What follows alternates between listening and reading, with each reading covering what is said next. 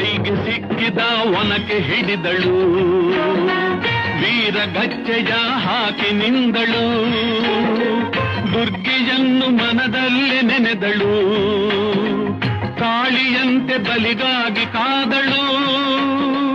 ಯಾರವಳು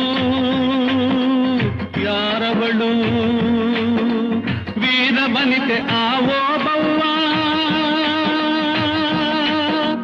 ದುರ್ಗವು ಮರೆಯದ ಓಬವ್ವ. ಕನ್ನಡ ನಾಡಿನ ವೀರರಮಣಿಯ, ಗಂಡು ಭೂಮಿಯ ವೀರನಾರಿಯ ಚರಿತೆಯ ನಾನು ಹಾಡುವೆ.